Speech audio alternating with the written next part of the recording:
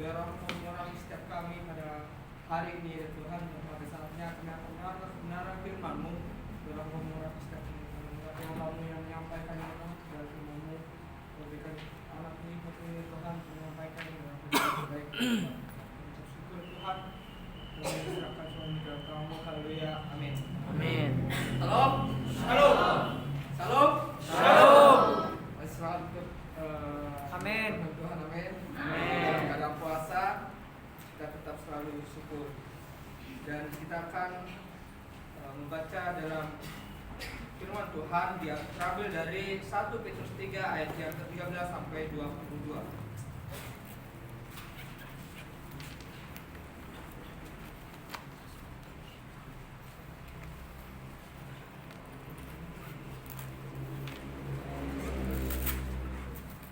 Jika ketemu katakan amin. Kita akan baca secara bergantian. 1 Petrus 3 ayat 13 sampai yang ke-22. Menderita dengan sabar. Dan siapakah yang akan berbuat jahat terhadap kamu jika kamu berbuat baik?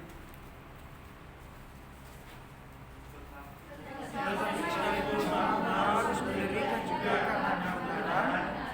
Kamu akan bahagia. Sebab itu janganlah kamu takuti apa yang mereka takuti, dan janganlah gentar.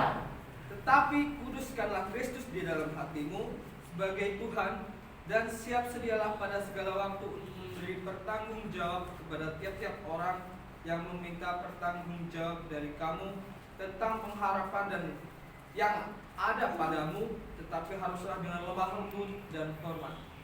Dan dengan hati nurani yang murni, supaya mereka yang memfitnah kamu dalam hidupnya yang saleh dalam Kristus menjadi malu karena fitnah mereka itu. Sebab lebih baik menderita karena berbuat baik jika hal itu dikehendaki Allah daripada menderita karena berbuat jahat. Sebab juga Kristus telah mati sekali untuk segala dosa kita. Ia yang benar untuk orang-orang yang tidak benar, supaya ia membawa kita kepada Allah. Ia yang telah dibunuh dalam keadaannya sebagai manusia, tetapi yang telah dibangkitkan menurut Roh. Dan di dalam roh itu juga ia pergi memberitakan Injil kepada roh-roh yang di dalam penjara, Yaitu kepada roh-roh mereka yang dahulu pada waktu tidak datang kepada Allah, ketika Allah tetap menanti dengan sabar waktu Nuh sedang mempersiapkan bahteranya, di mana hanya sedikit, yaitu 8 orang yang diselamatkan oleh air bah. juga kamu sekarang diselamatkan oleh kiasannya, yaitu baptisan, maksudnya bukan untuk membersihkan kenajisan jasmani, melainkan untuk memohonkan hati nurani yang baik kepada Allah oleh kebangkitan Yesus Kristus, Yang duduk di sebelah kanan Allah, setelah ia naik ke surga, sesudah segala malaikat, kuasa dan bahkan ditaklukkan kepadanya. Amin. Saudara-saudara yang kasih Tuhan, saya mengambil tema dari perikop ini, yaitu tetap nyatakan kebenaran sekalipun menderita. Saudara-saudara yang kasih Tuhan, jika kita melakukan kebenaran, tentu kita pasti akan mendapatkan suatu pujian. Dan itu ketika kita melakukan itu, kita mendapatkan suatu pujian, itu adalah hal biasa bagi kita, bagi orang-orang yang percaya dan benar untuk melakukan kebenaran Tuhan. Tetapi saudara-saudara yang kasih Tuhan, ada satu hal ketika kita melakukan suatu kebenaran tetapi kita tidak menerima sesuatu hal yang baik, respon yang baik dari orang lain. Tentunya diri kita akan mengalami sebuah ketika kita melakukan hal yang baik dan respon orang yang baik tersebut tidak berbaik pada kita, maka yang kita lakukan pun harus tetap selalu dalam kebenaran tersebut. Tapi dalam ayat ini yang pertama bahwa di ayat yang ke-13 sampai yang ke-14b, yang ke-14a, dan siapakah yang akan berbuat jahat terhadap kamu jika kamu rajin berbuat baik? Tetapi sekalipun kamu harus menderita juga karena kebenaran, kamu akan berbahagia. Saudara-saudara yang kasih Tuhan, jika kita melakukan kebaikan kepada orang lain, tentunya pasti respon orang tersebut akan baik kepada kita. Itu sebuah yang mungkin sering kita alami ketika kita berbuat baik, orang lain pasti responnya akan baik tetap kepada kita. Tapi kalau kita berbuat yang tidak baik, maka tentunya orang lain juga merespon apa yang perbuatan kita lakukan itu juga tidak baik kepada kita. Nah, tetapi di sini di ayat ini di bagian 14a yang saya garis bawahi yaitu ada kata juga. Tetapi sekalipun kamu harus menderita juga karena kebenaran, kamu akan berbahagia. Dan meskipun kita melakukan kebaikan seperti apapun itu, tapi dalam ayat ini bahwa menunjukkan kamu melakukan perbuatan yang baik, belum tentu orang lain itu menerimanya dengan baik juga. Makanya bahwa di sini dikatakan sekalipun kamu berbuat baik, kamu akan menderita juga karena kebenaran yang akan kamu akan berbahagia. Nah, di sini bahwa ketika kita melakukan sesuatu hal yang baik, tentunya respon mungkin dalam lingkungan kita mungkin hal yang baik juga, tetapi ada juga ketika kita keluar melakukan suatu hal yang baik, belum tentu direspon dengan orang lain tersebut dengan baik. Nah, di sini katakan walaupun kita melakukan hal yang baik, tentunya kita harus menderita juga. Tentunya ketika kita melakukan hal yang baik, respon orang lain itu tidak baik pada kita, tentunya orang lain itu akan mencaci kita atau memfitnah kita atau berpikiran buruk tentang kita. Nah, di sini tetapi kita harus tetap melakukan sesuatu hal yang baik tersebut, sesuatu hal yang benar tersebut. Karena apa? Karena di sini kita akan mendapatkan sesuatu kebahagiaan jika kita melakukan kebenaran tersebut. Kita akan mendapatkan sesuatu kebahagiaan. Saudara-saudara yang kasih Tuhan, kita diharapkan di ayat yang 14b, sebab itu janganlah kamu takut apa yang mereka takuti dan janganlah gentar. Di sini bahwa diingatkan bahwa kita ketika melakukan sesuatu kebenaran firman Tuhan, di sini dikatakan bahwa janganlah kamu takut apa yang telah mereka takuti dan janganlah kamu gentar.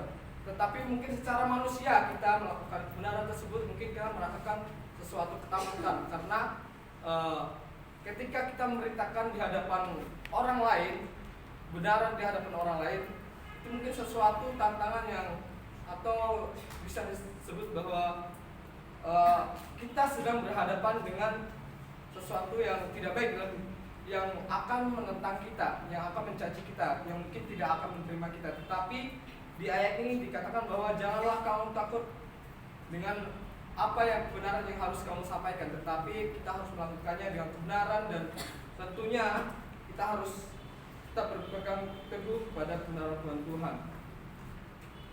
Dan yang selanjutnya di ayat yang ke-15 di sini bahwa tetapi kuduskanlah Kristus di dalam hatimu, sebab Tuhan dan siapa yang siap sedialah pada segala waktu untuk memberikan pertanggungjawab. Saudara-saudara yang kasih Tuhan, di sini saya menggarisbawahi kata-kata kuduskanlah.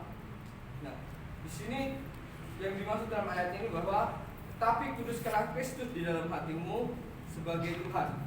Bahwa kita tahu Tuhan Yesus adalah Allah itu tersendiri, dan pada saat penciptaan Allah itu adalah kudus. Dan bagaimana kita bisa menguduskan Tuhan?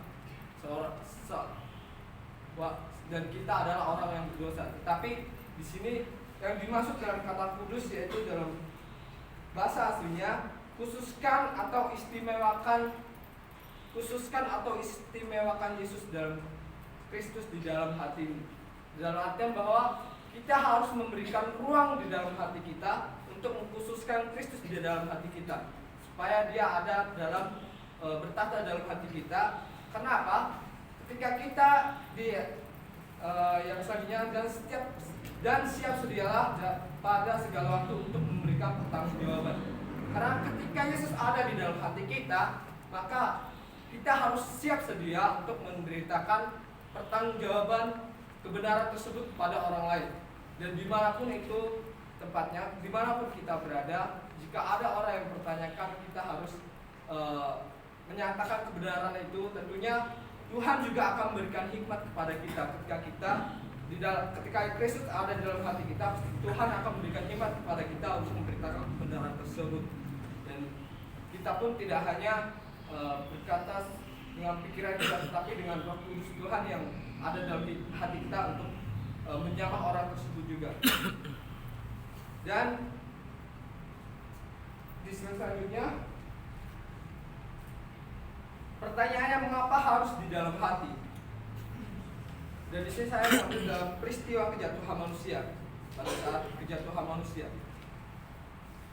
pada saat kejatuhan dalam dosa, hatinya itu tidak berada dalam kebenaran, dalam sesuatu yang benar.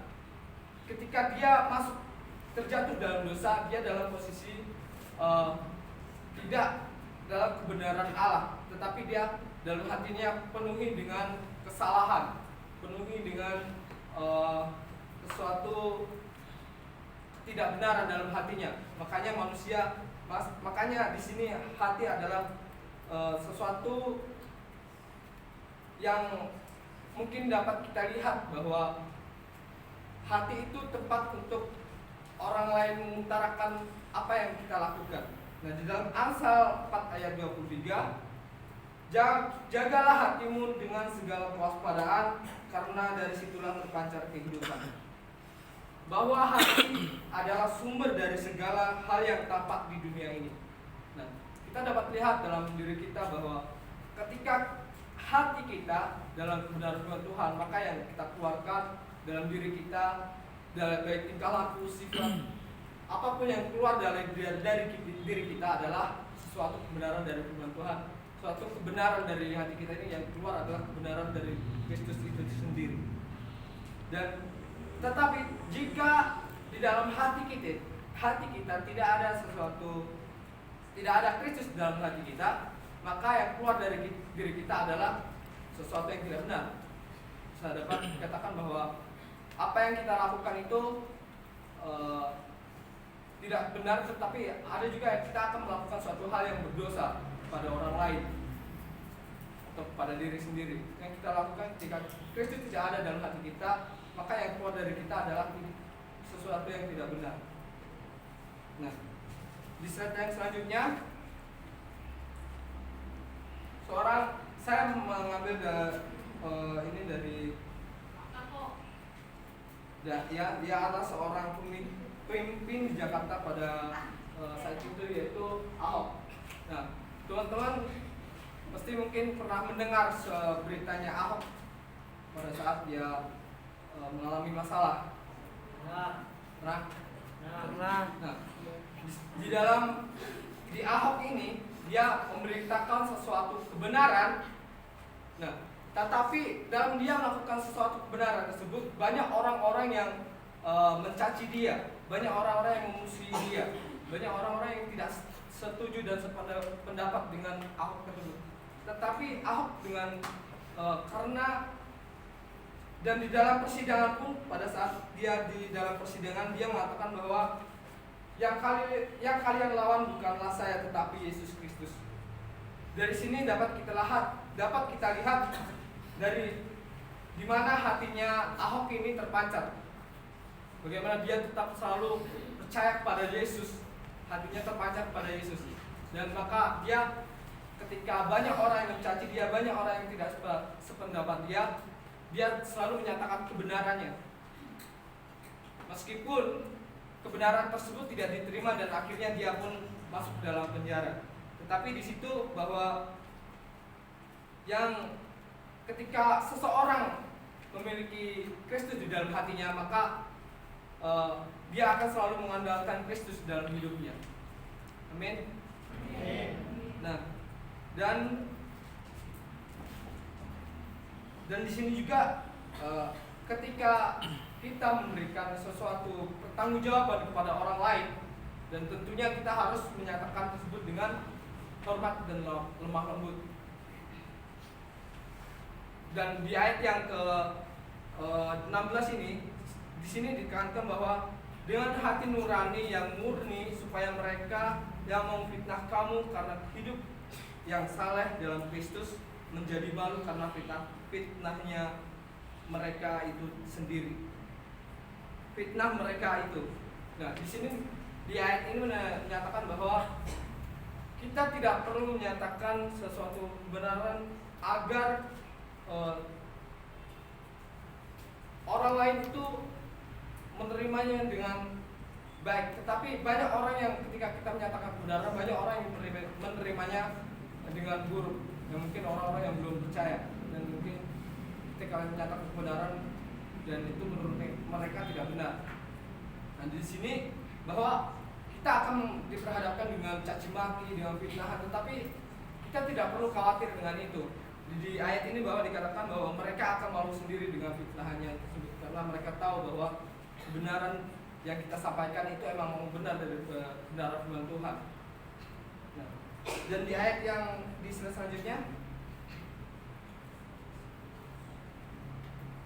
ayat yang 15b, dan siap sedialah pada segala waktu untuk memberi pertanggungjawab kepada tiap-tiap orang yang meminta pertanggungjawab daripada kamu tentang pengharapan yang ada padamu, tapi haruslah dengan lemah lembut dan hormat.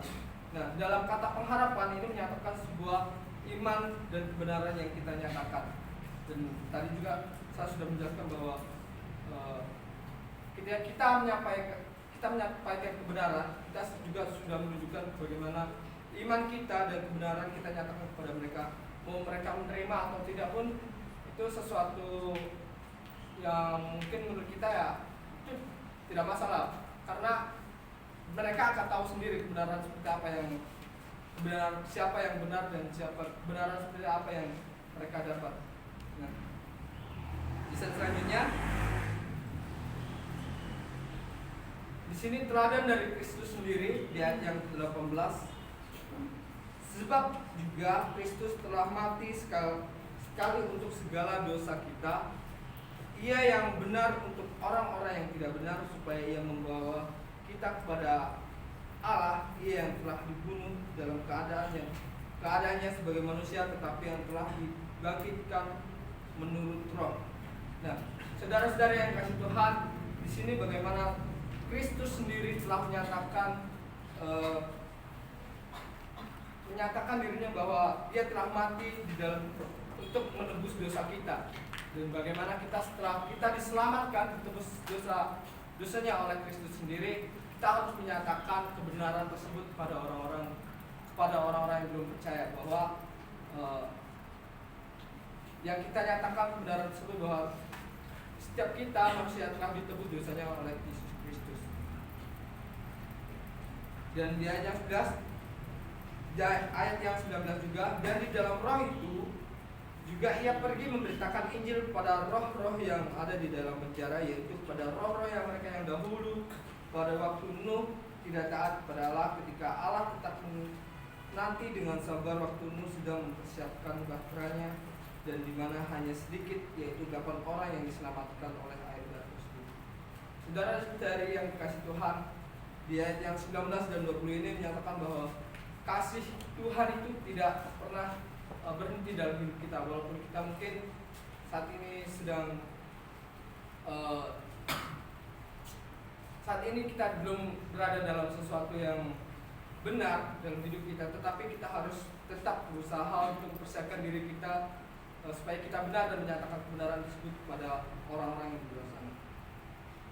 Nah, dan di slide yang selanjutnya, tugas kita sebagai orang-orang yang sudah diselamatkan, di ayat yang ke-21, juga kamu sekarang diselamatkan oleh kiasannya, yaitu baptisan, maksud untuk membersihkan kenajisan jasmani, melainkan untuk memohonkan hati nurani yang baik kepada Allah oleh kebangkitan Yesus Kristus. Dan ayat 22, yang duduk di sebelah kanan Allah setelah Ia naik ke surga sesudah segala malaikat, kuasa dan kekuatannya ditaklukkan kepadanya.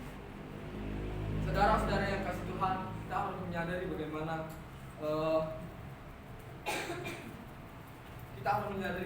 hidup kita yang begitu, kita yang dulu memiliki dosa, tetapi ketika kita diselamatkan, kita harus menyadari bagaimana Tuhan sudah melakukan semuanya hal itu untuk menyatakan bahwa kasih-Nya begitu luar biasa pada kita, dan bagaimana kita harus setelah kita percaya dan diselamatkan, kita harus memberitakan kebenaran tersebut kepada orang-orang yang di luar sana. Dan demikian firman Tuhan yang dapat saya sampaikan. Mari kita berdoa. Bapa yang baik, kami ucap syukur atas kasih-Mu pada sore hari ini kami sudah mendengarkan benar firman Tuhan. Ajarilah kami ya Tuhan untuk melakukan sesuatu yang benar ya Tuhan, dan memberitakan kebenaran firman-Mu pada orang-orang yang belum percaya kepada Yesus. Kami percaya kasih-Mu, urapan-Mu selalu menghidupi kami ya Tuhan, agar kami selalu menyampaikannya dengan urapan-Mu, hikmat-Mu yang Engkau berikan kepada kami Yesus. Kami bersyukur kami berterima kasih kepada Tuhan. Haleluya, amin.